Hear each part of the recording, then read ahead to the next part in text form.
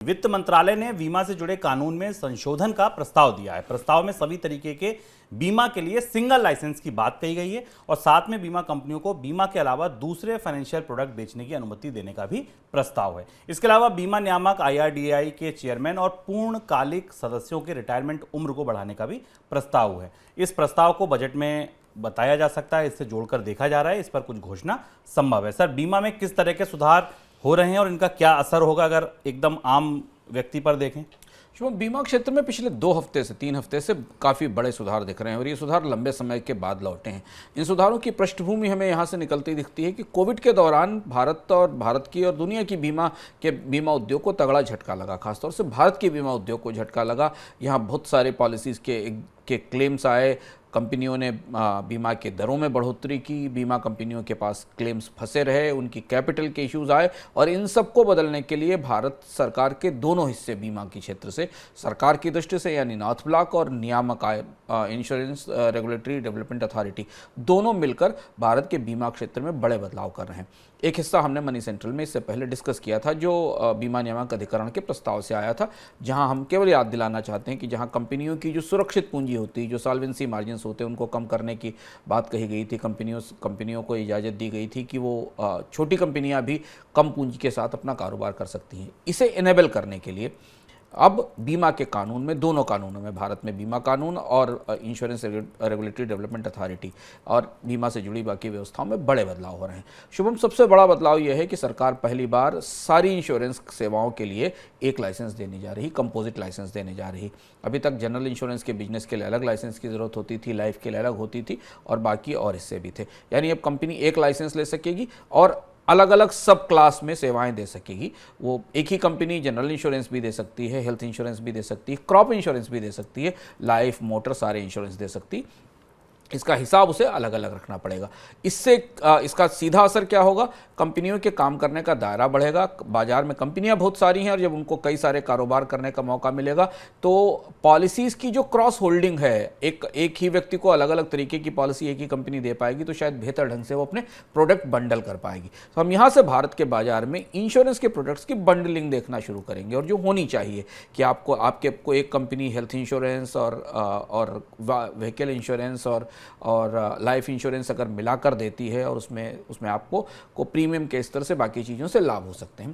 तो ये पहला बड़ा बदलाव है जो बीमा क्षेत्र में आने वाले समय में आएगा। इसके साथ सरकार कानून में बदलाव करके जो मिनिमम कैपिटल रिक्वायरमेंट है बीमा कंपनी रखने के लिए, बनाने के लिए, उसे भी कम करने जा रही है। तो अब दोनों स्तर से देखें, सॉल्वेंसी मनी जो कि सुरक्षित पैसा होता है, बीमा कंपनी को ज़रूरी होता है क्लेम्स सेटल करने के लिए, और कैपिटल की रिक्वायरमेंट, इन दोनों स्तर से बाजार में बीमा कंपनियों को मदद मिलने वाली है। इसका इशारा ये है कि अब कंपनियों के पास कैपिटल अनलॉक होगी, जिससे वो क्लेम जल्दी सेटल कर पाएंगी, ज़्यादा बेहतर प्रोडक्ट ला पाएंगी।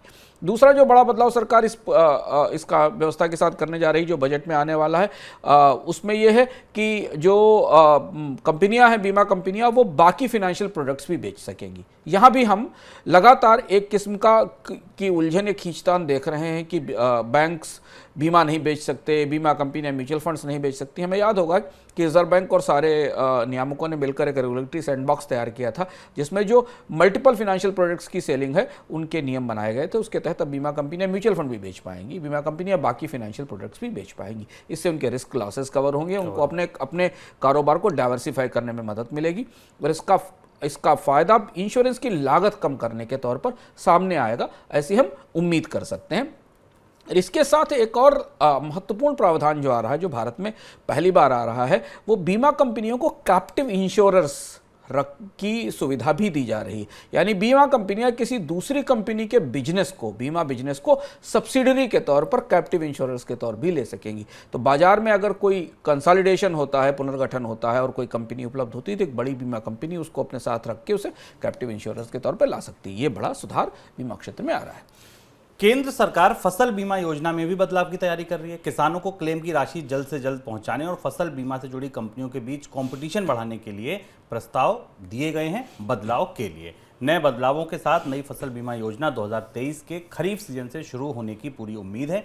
केंद्र की मौजूदा फसल बीमा योजना के साथ राज्य जुड़ नहीं रहे हैं, ऐसी लगातार खबरें आ रही हैं।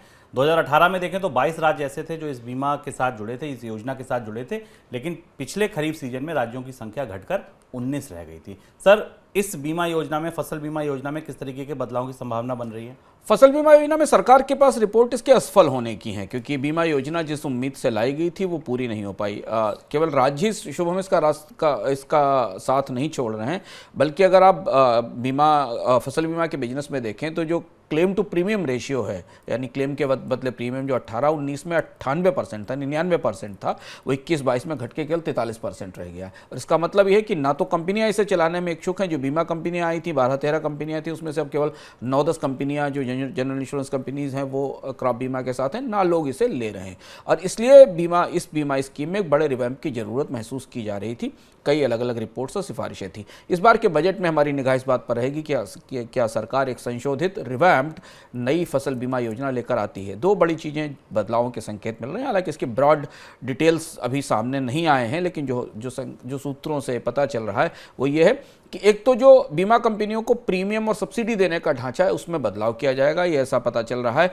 बीमा कंपनियों को अब क्लेम्स का जो प्रीमियम देता है किसान, उसका 60 से 130% तक का क्लेम देना पड़ेगा, भुगतान का, जो उसने प्रीमियम दिया है अगर फसल का नुकसान होता है।